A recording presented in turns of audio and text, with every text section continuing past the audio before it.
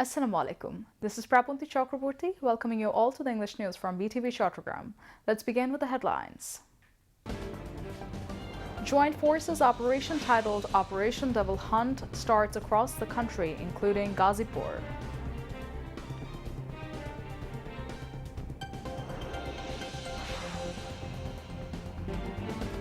Involved persons in attacks on students in Gazipur to be brought to book, says HomeAdviser.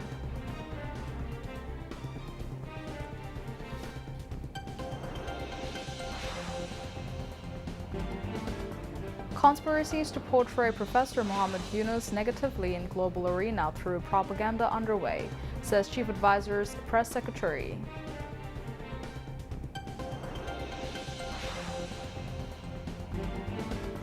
Full reports of 6 commissions already submitted to Chief Advisor published on website.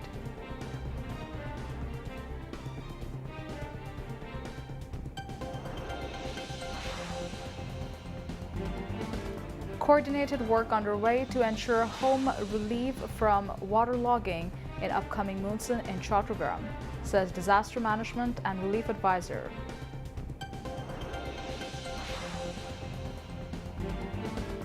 Three more Israeli hostages released by Hamas in Gaza in return for freeing of Palestinian prisoners held in Israel.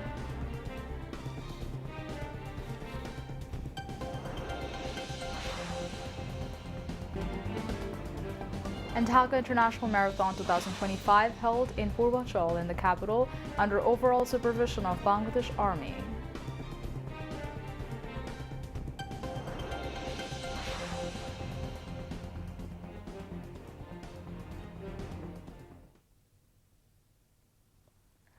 Viewers, those were the headlines. Now moving on to the details.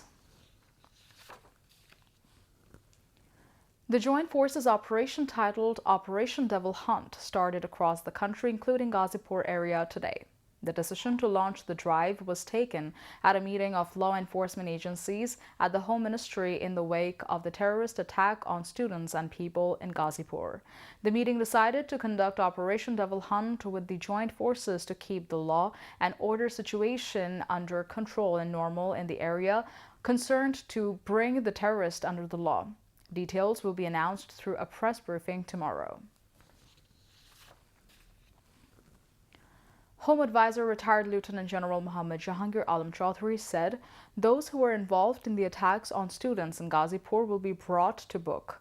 He said this replying to queries from the journalist after visiting the inquired ones at Dhaka Medical College Hospital today. The HomeAdviser said of the injured, 5 are undergoing treatment at the Dhaka Medical and the condition of one of them is serious. That's why he is in the intensive care unit. Earlier, Jahangir Alam Chaudhry visited the injured students and inquired about their treatment. Meanwhile, co-owner of the anti-discrimination student movement, Hasnat Abdullah, and central coordinator, Sarjis Alam, went to Shohid Tajuddin Ahmed Medical College Hospital last night to see the injured students. They went there at around 3 a.m. last night and inquired about the health and treatment of the injured students.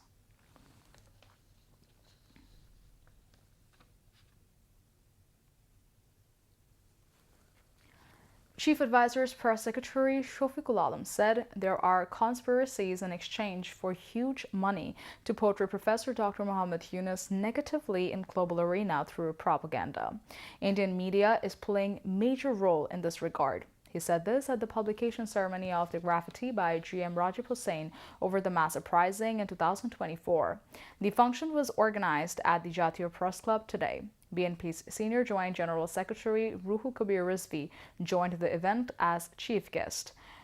Shombalito Peshajibi Porishad Secretary General Kadir Goni Chaudhary and Executive Editor of Dailynews Amar Desh, Said Abu Ahmed, among others, addressed the occasion. Ruhul Kabir Rizvi said conspiracies are underway, but the failure of the interim government led by Professor Muhammad Yunus has to be checked. Meanwhile, Chief Advisor's press secretary Shofiqul Alam said all have to be quiet during the ongoing situation of the country.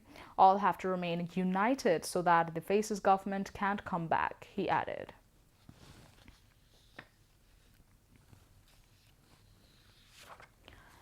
The full reports of the 6 commissions already submitted to the Chief Advisor have been published on website today.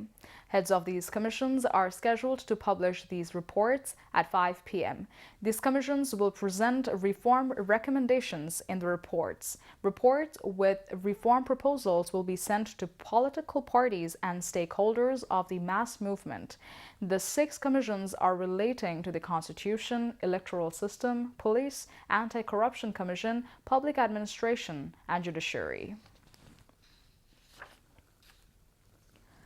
Disaster Management and Relief Advisor Farooq-e-Azam Bir Protik said coordinated work is underway to ensure some relief from waterlogging in the upcoming monsoon in Chattogram. He said that at the meeting with officials of the concerned departments at Chattogram Circuit House in the afternoon, requesting the city residents not to throw garbage in the canals and drains. Advisor Farooq-e-Azam said this time, too, the city residents may not get complete relief from waterlogging. However, maximum efforts are being taken to reduce the misery. Chattogram City Mayor Dr. Shahadat Hussain, Divisional Commissioner Dr. Ziauddin, Deputy Commissioner Farida Khanum, Chattogram Development Authority Chairman Engineer Nurul Karim, and officials from various government departments were present at the meeting. Now, international news.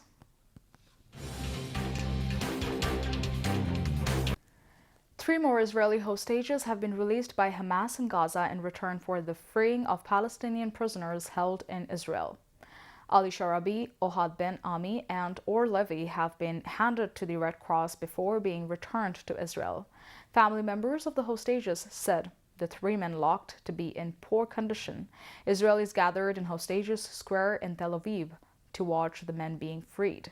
Some 180 Palestinian prisoners have been released from Israeli jails under the ceasefire deal between Israel and Hamas that began on 19th January. In the first phase of the deal, 33 Israeli hostages are due to be freed.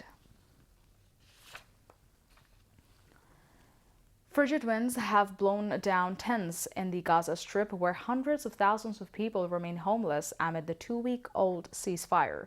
Palestinians in the territory are enduring the second cold, wet winter since Israel's war on Gaza started in October 2023. Strong winds and rain are adding to people's suffering, with thousands of families living in worn-out tents after their homes were being destroyed in the bombardment.